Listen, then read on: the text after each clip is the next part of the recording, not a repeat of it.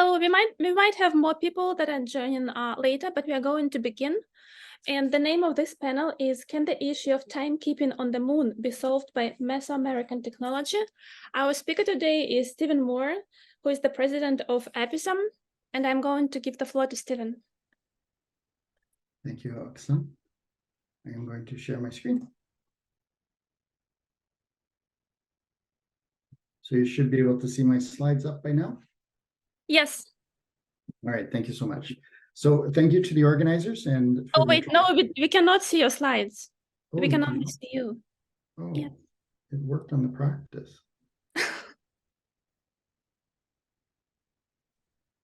Yes, now we can see your slides.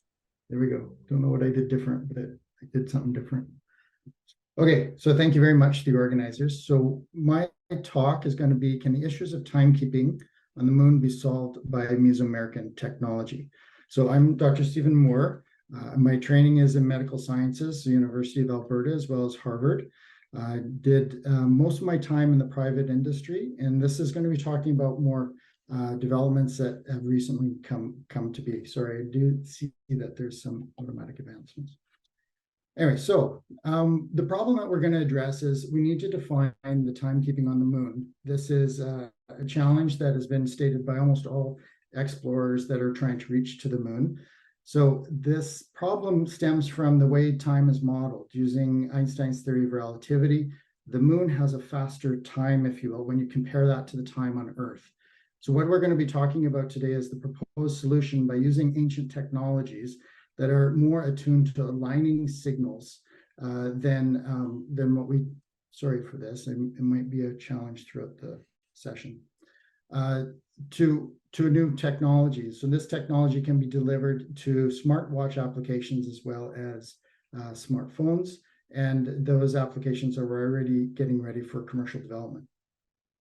So learning about ancient solutions for modern problems. So I'm going to be introducing some things that are a little bit new in the way you study time and consider time management. These are incorporating ancient technologies of cyclic time as well as linear time. And I'm going to introduce how we are using Mesoamerican timekeeping. This is one example of several in ancient studies that I've been studying. Where we take the divisions of time and we can align that to a linear time system. Now, what we'll do at the end is we'll kind of tie all this together. We'll take how modern technologies with atomic timekeeping and new physics as well with that kind of sidesteps the challenges of the Einsteinian system into solving some of these issues.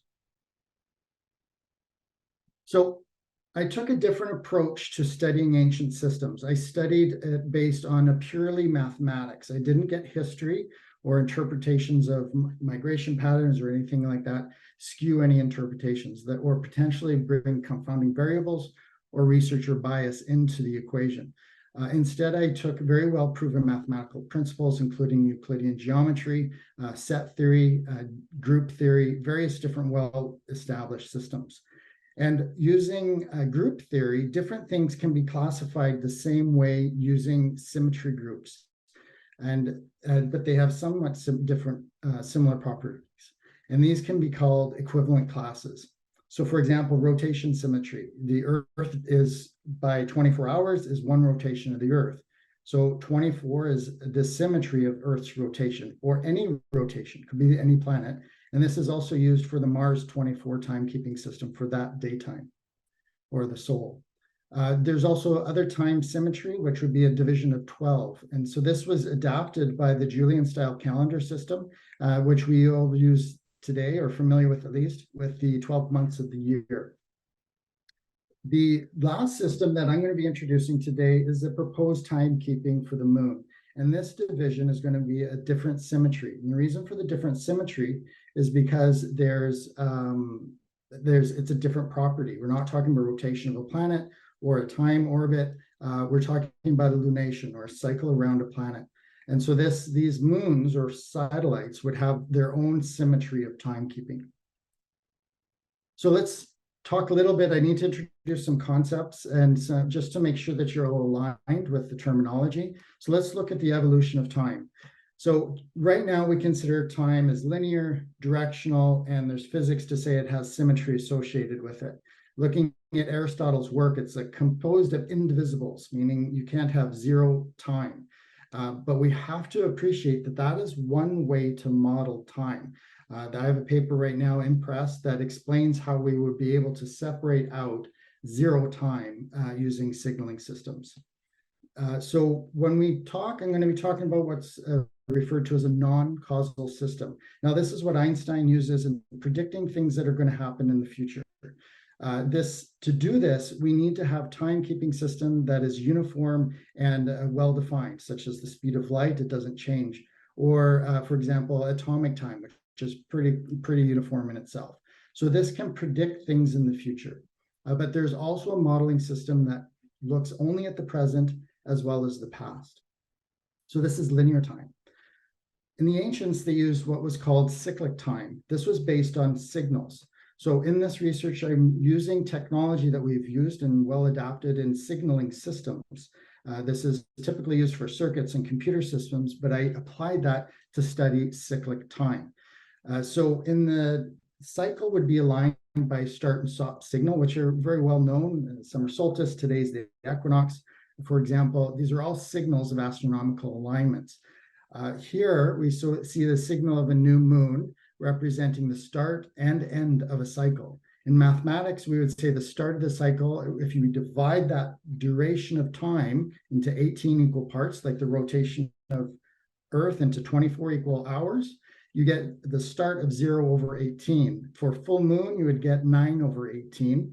And then at the stop of the cycle, the beginning of the next, you would have a count of one new cycle, but this would be 18 out of 18, which is the equivalent of 1 to 0 over 18. Now, I appreciate the cycle. Every cycle is different. And that's why cyclic time was really abandoned as a way to create a uniformity for future predictions of events in space and time. But this does give an opportunity as well and for designing different technologies. And I'll get into that in a little bit. So let's look at cyclic time using astronomical signals that create different durations. So every new moon one new moon to another is what I refer to as a sample period of time. This is separate, unique from every single lunation cycle. So one is different than the second. There's no two that are similar. And what we can do then is look at the present signal as a new moon signal. So a causal system in comparison to the non-causal system is creating a present model that's based only on what's available at the moment, as well as what was available in the past. So the non-causal, or looking out to the future, would be a prediction. If we look at one sample and combine that over time and look at when here it says the signal of y versus y plus 3, that would be what was referred to as a frame, or a duration of multiple signals. Now, this time system, although it uses cyclic time as astronomical signals, it still creates a dimension of time. And dimensions can mean multiple different things. In this session, I talk about dimensions as a quantity, like mass as a quantity, or length as a quantity, a time as a quantity. But instead of using like a fixed dimension of time as we use in the SI units, we can use a relational dimension of time. So this relational dimension of time would be, for example, one lunation.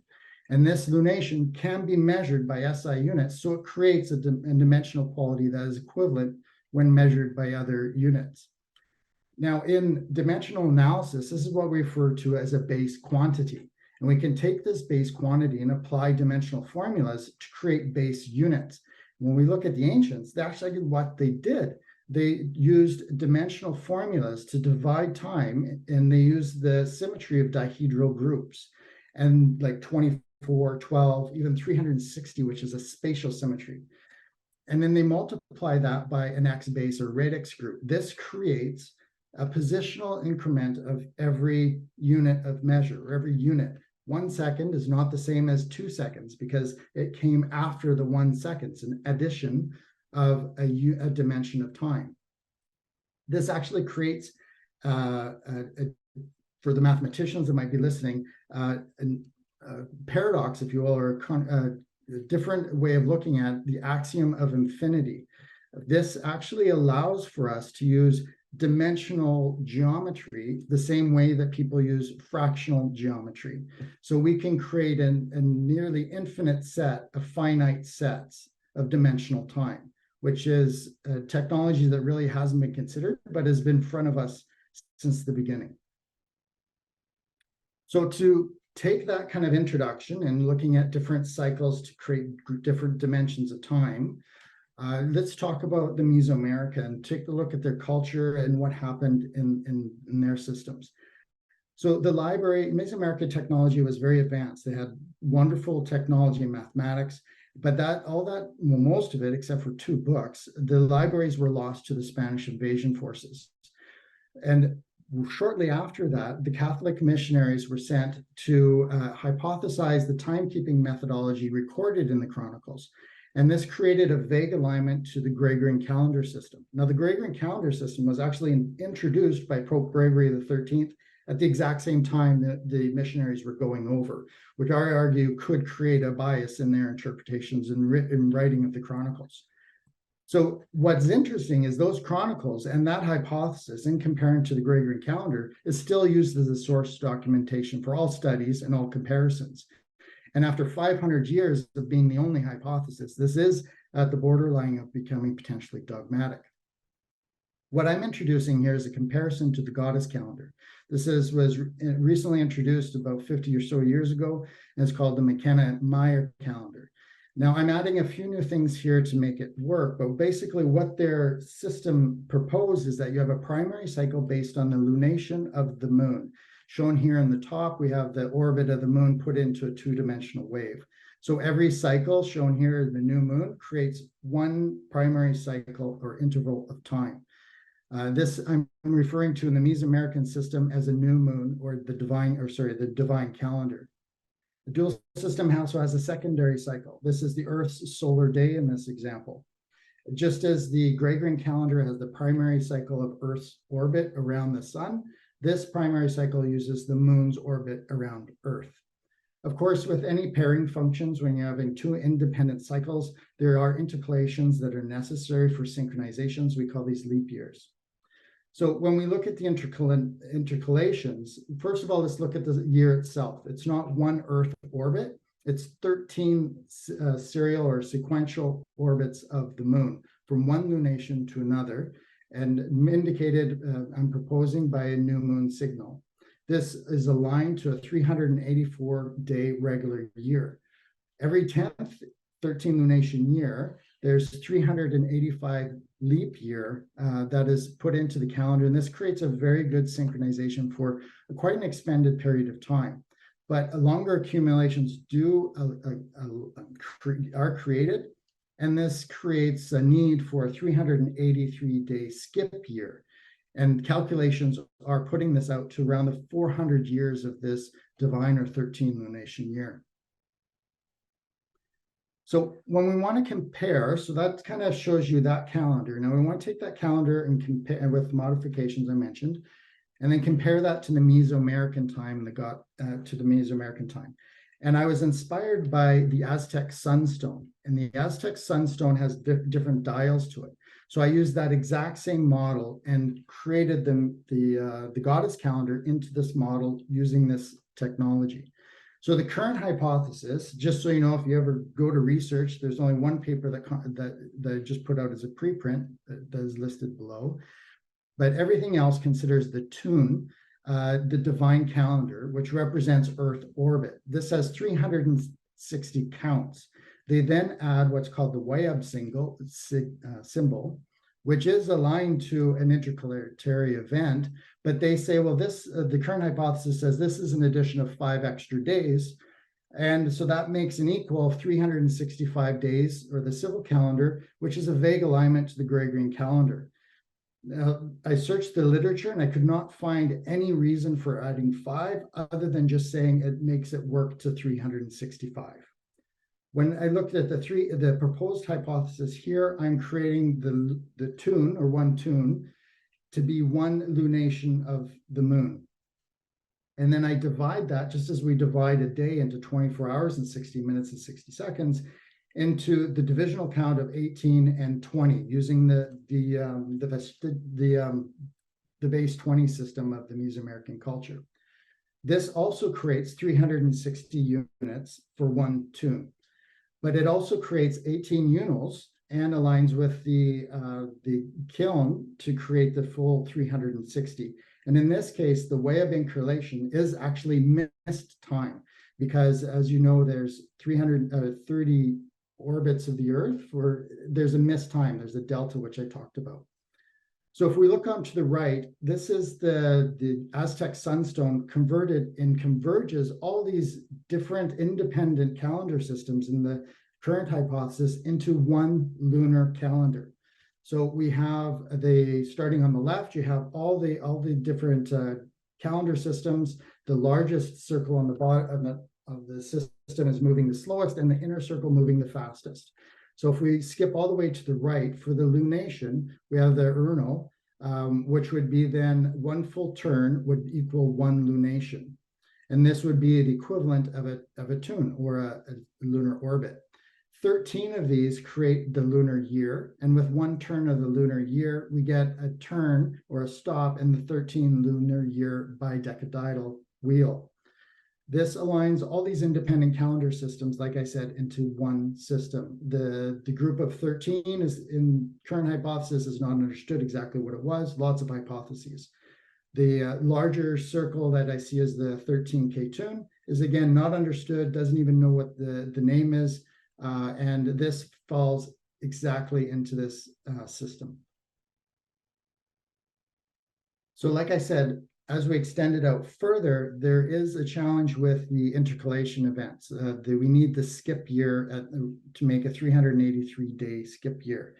When I took the mathematics of the long count calendar system, the Mesoamericas, and just extrapolated, we see the short count calendar and the long count calendar can overlap, and it maintains that wheel structure you just saw.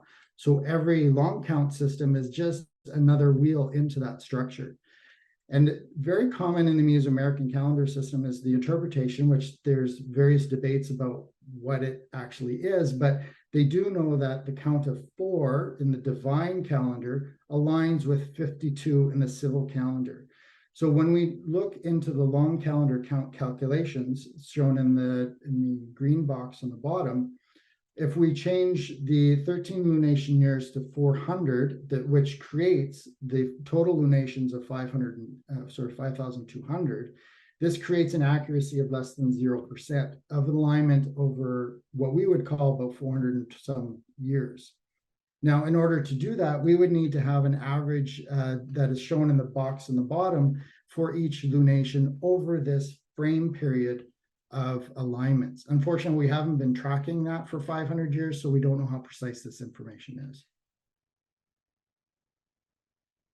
So the proposal that I come up with is really aligning what I was talking about with dimensional analysis and time and relations, as well as the Mesoamerican calendar system and the goddess calendar compared to it. And when we have the Earth second system well established, and then on the middle, we have what would be proposed as a lunar-terrarian calendar system, just kind of a step up from the goddess calendar that was published previously. On the right, what I'm proposing is a moon Metz, not a moon second, a moon Metz. And I used Metz because it's in honor of the Mesoamerican god of the night. Now, this would be a proposed unit, but have the same different symmetry associated with a lunar orbit rather than an axial spin of a planet or an exoplanet. And I'll get into how that can be looked at. So in the Earth 24 time, or the Mars 24 time, for example, one cycle or one rotation, let's say from a zenith to zenith for the solar day, you take 24 hours per day, 60 hours per minute, etc. In the moon system, you would take one complete lunar cycle, and that would be 18 urnals per lunation. And then that every urnal would be broken into 20 kilns. And then to add to that, which would be just an exponent of 20 to the second power, we get a Metz. So we get 20 Metz per kiln. And then obviously this can go on further, and we can also add in decimal places as we do with seconds. So in essence, a lunation would be 7,200 mets per lunation, just as we have 86,400 seconds per solar day. To create this ability, we would need to extend an international community to redefine what a METS is. So an SI second unit was defined in 1963, taking a particular solar day, and then associating with that to a number of oscillations of cesium-133 to create what we use for atomic time. This helps us with our leap year, or our leap seconds, if you will. So this would require a METS unit proposal where a new unit would be defined, and the frequency wouldn't be from a hertz because that's related to a second as the denominator. It would have to be related to a mertz. And then we can create an atomic oscillation count for the METS, the exact same methodology we have already established for modern timekeeping system.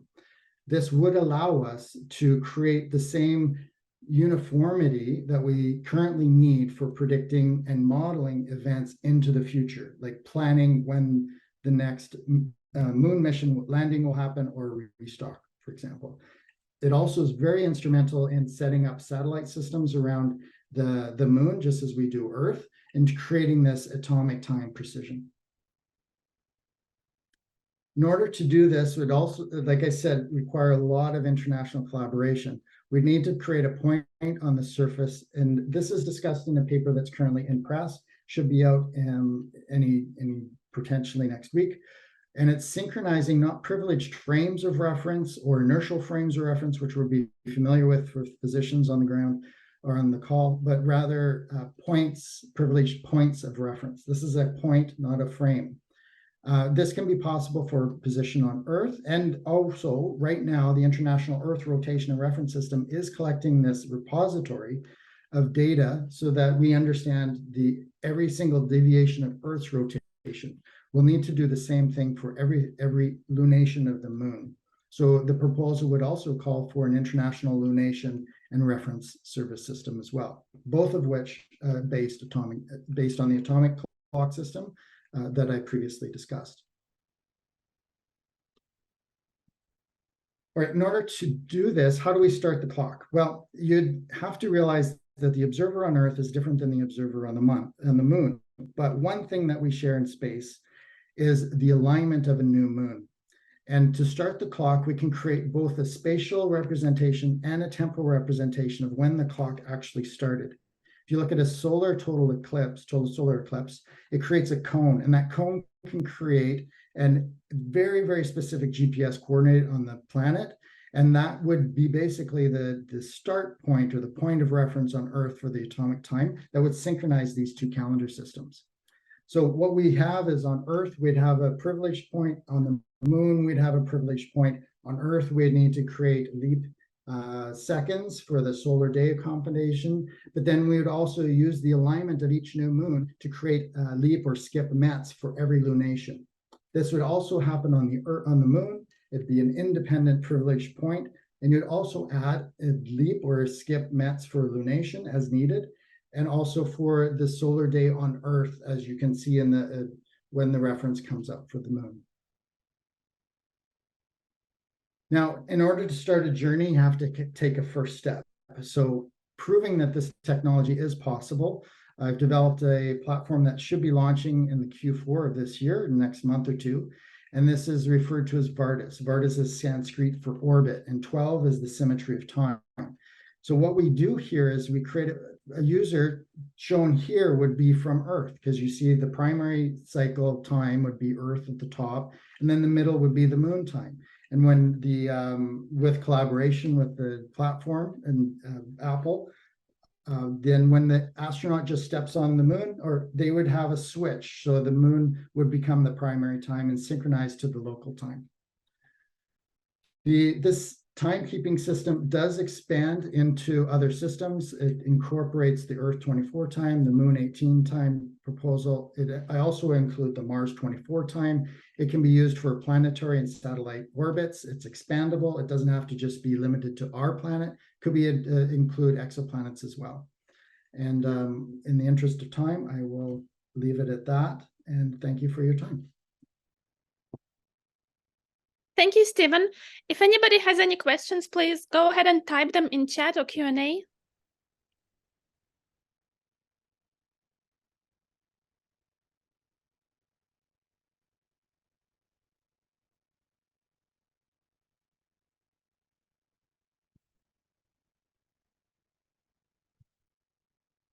I may have talked too fast.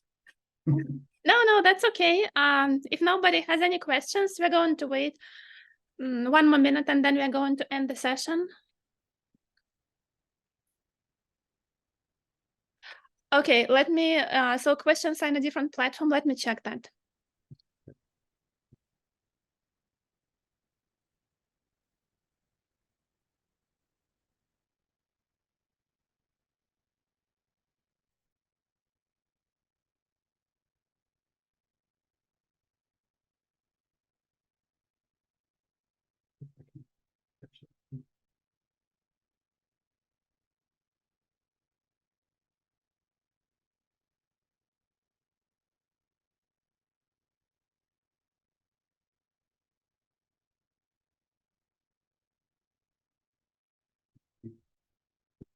We don't have time. I will also just type in my email address into the chat, and then for people to follow up if they so desire.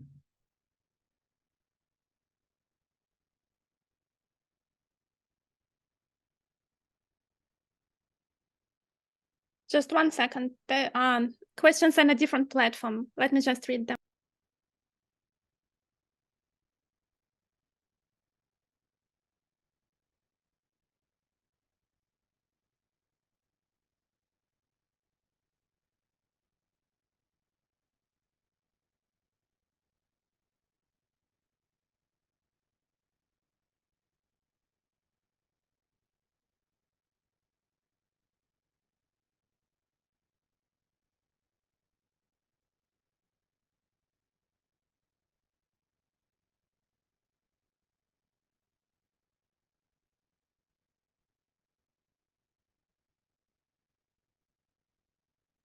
Okay, I'm going to read the first question.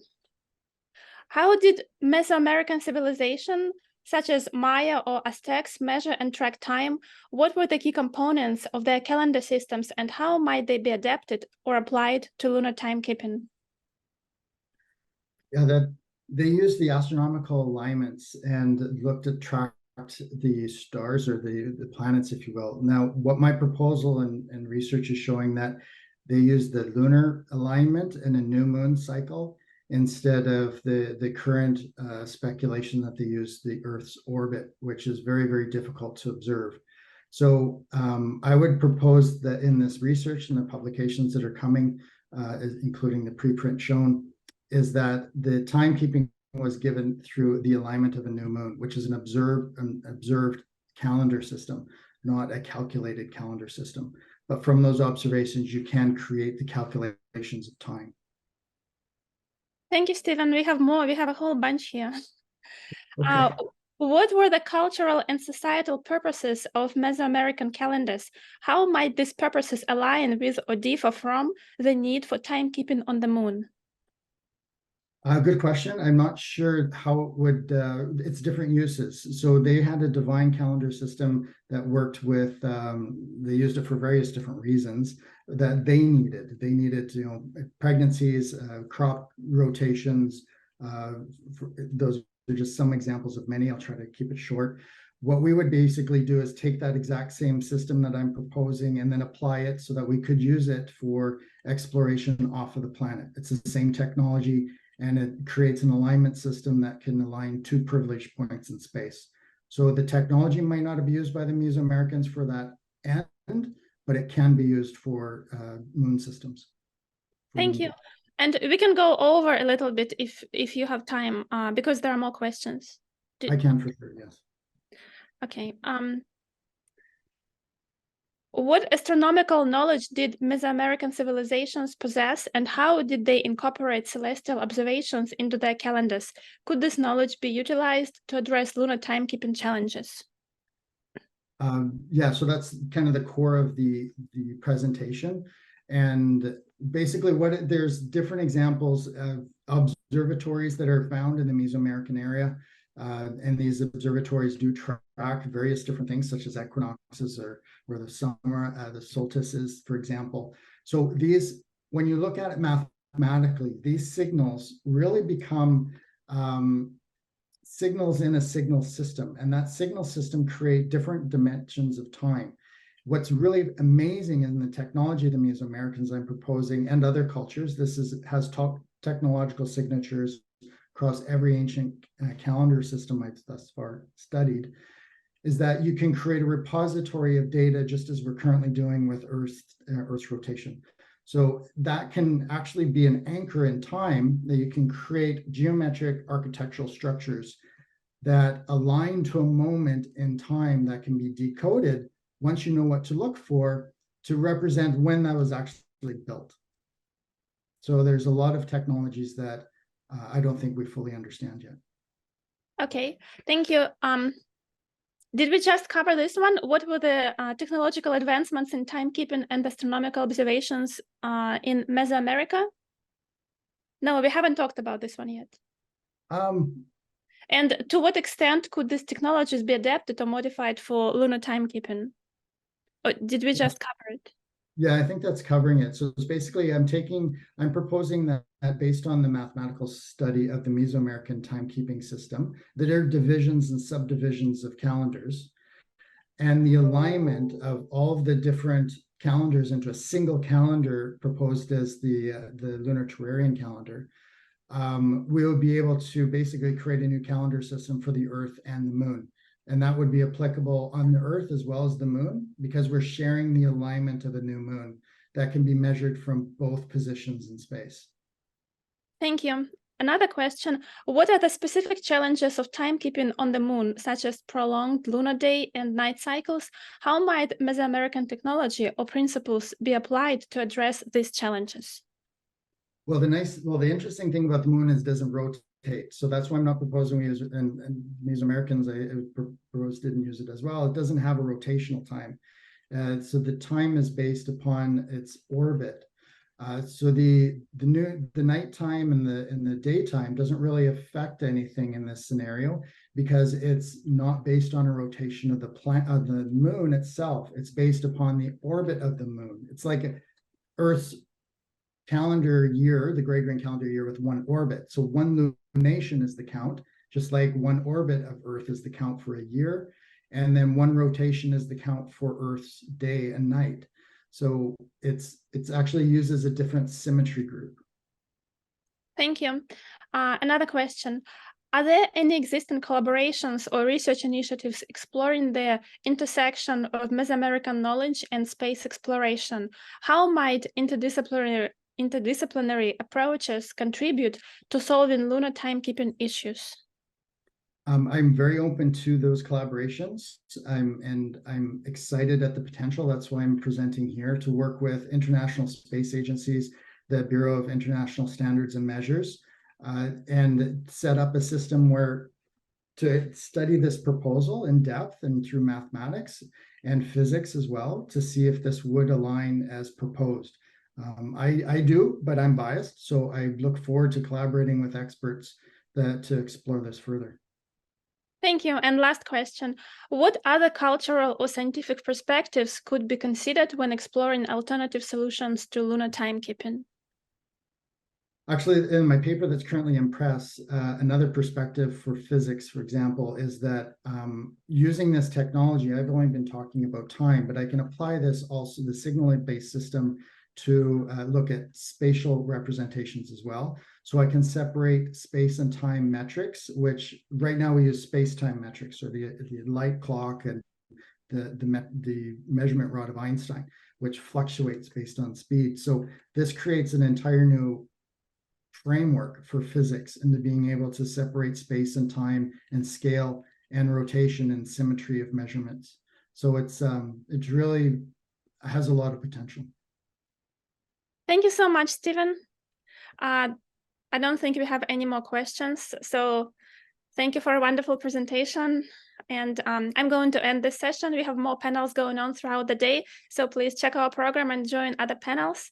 And thank you, everyone. Bye-bye. Thank you.